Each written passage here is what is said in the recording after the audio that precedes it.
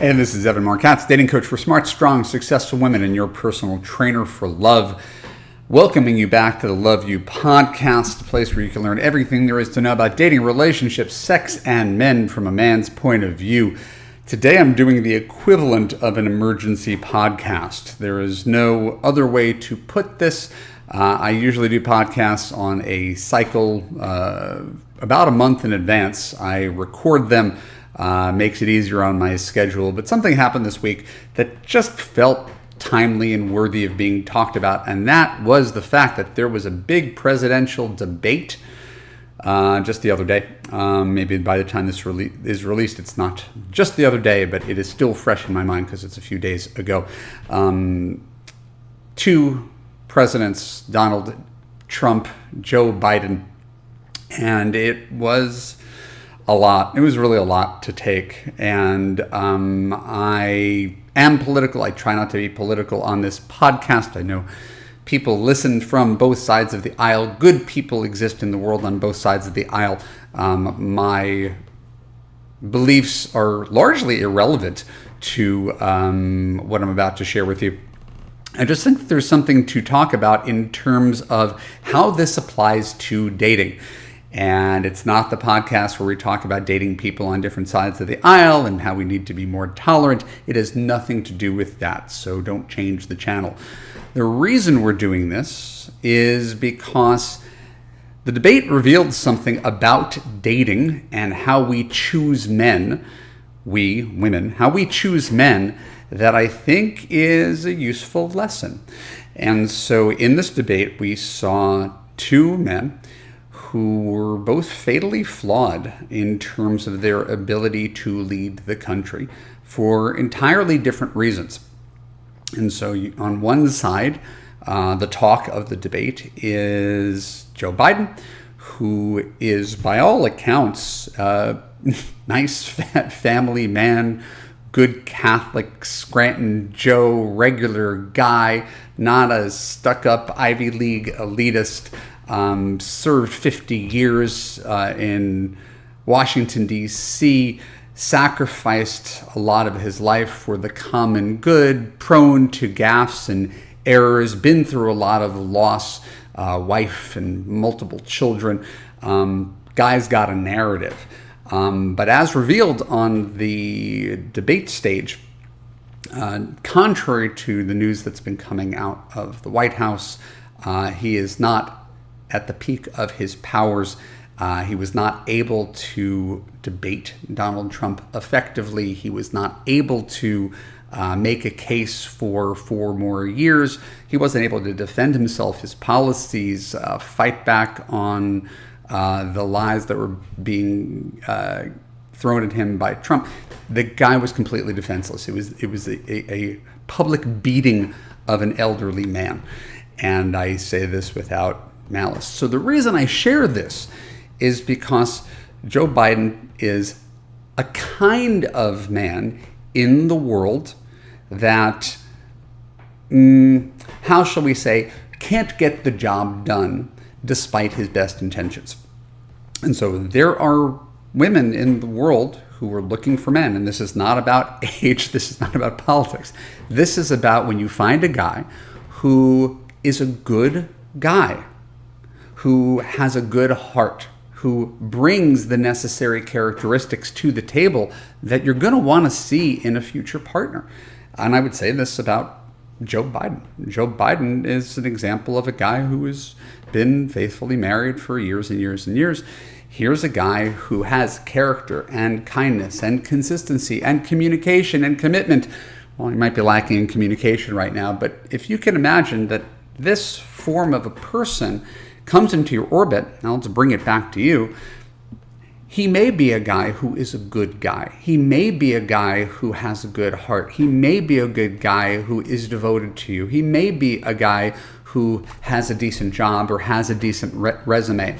But there's one thing that undermines the whole operation. Right? In this case, it's Biden's age. It doesn't matter if he's a good guy. It doesn't matter if he's got good policies. It doesn't matter if he's got good people around him.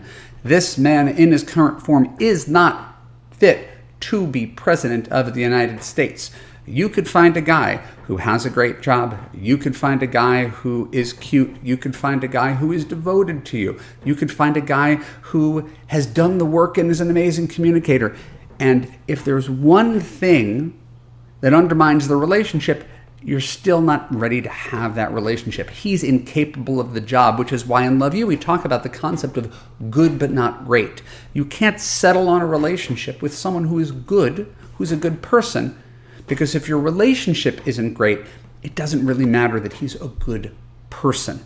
That is what I drew from the debate with Joe Biden. This is a man who's a good person, who's not capable of being who we need him to be moving forward in the future, because we are making a plan for the future, not just for the next 4 years, but for the future of our country.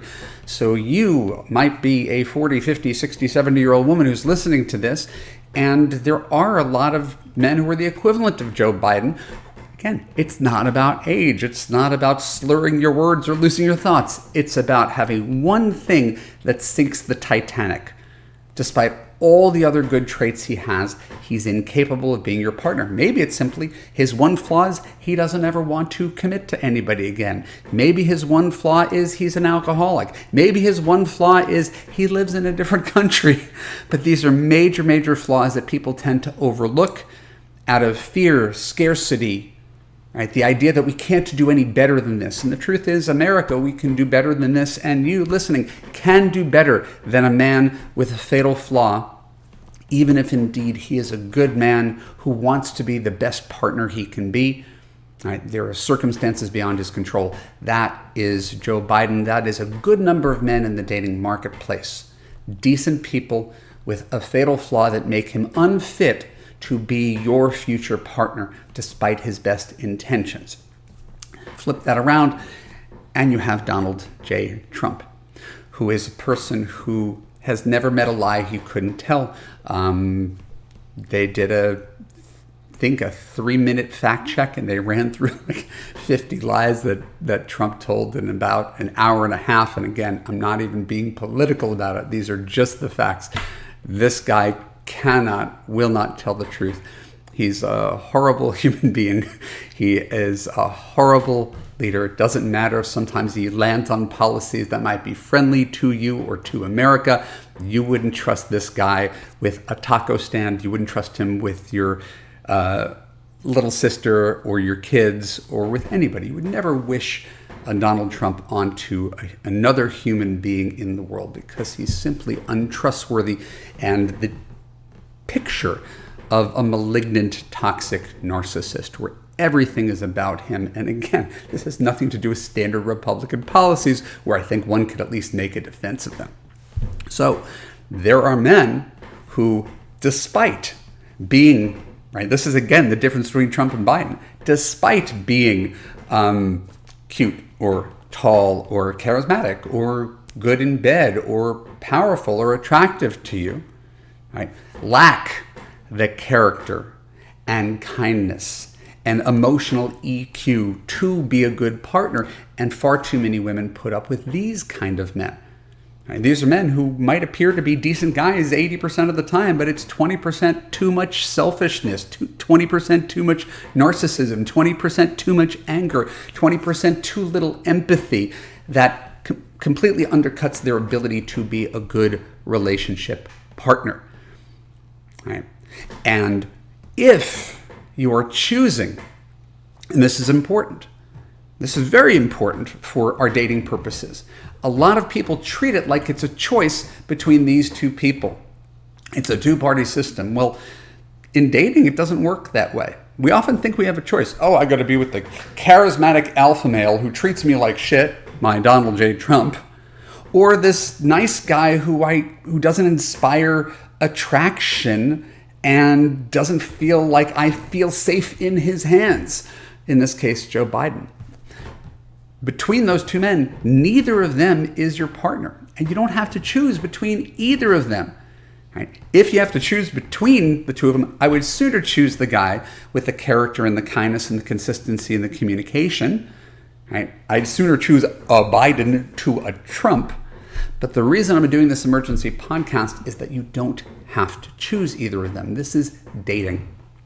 Right? And you are better off being single than being in a relationship with a guy who, despite his kindness, can't get the job done as a husband, and a guy who, despite all the appearances and what he has on paper, is fundamentally lying, selfish, narcissistic, has a cruel streak, can't be trusted. Right? And I hope you could see how this is very, very relevant to dating, because sometimes when you're dating online, it literally seems like a choice between two kinds of men. And indeed, it is not a choice between two kinds of men. In dating, you could afford to be single indefinitely. You could afford to raise your standards. You don't have to choose one of these two people, right? So I would always go toward character, kindness, consistency, communication, and away from lying and cruelty, no matter how strong the attraction is. That's a no-brainer. But the reason for today's podcast is that a lot of women think I'm telling them to be with the version of Joe Biden. Evan, do I have to settle on this guy, right? Who, despite everything, doesn't make me feel like I can trust this person to be my man, be my rock, get the job done for the rest of my life. And as a single woman, the answer is no, you do not have to choose that guy. No matter what you thought you've heard me say, right? The great thing about being a smart, strong, successful woman is that you do have high standards, and that when you have high standards, you could raise your standards and keep them high until someone actually is worthy of your commitment and your endorsement and your future, where you can relax into his arms and know that he is your equal partner, and that you don't have to ever doubt whether he is going to be there for you the way you want him to be there for you. So this might be a long way to get there, but I do think that these are archetypes of men in dating that we don't talk about often. The pull between highly flawed men and women believing they have to choose between one or the other. And indeed, you do not. Let that be a good lesson for this time, right? The beginning of summer, your summer of love, while I'm taking a little bit of a creative break, spending more time with my family and friends this summer, as you take a little time to yourself to figure out, what is it that I'm looking for in a partner? Right? Why has this been so hard for me?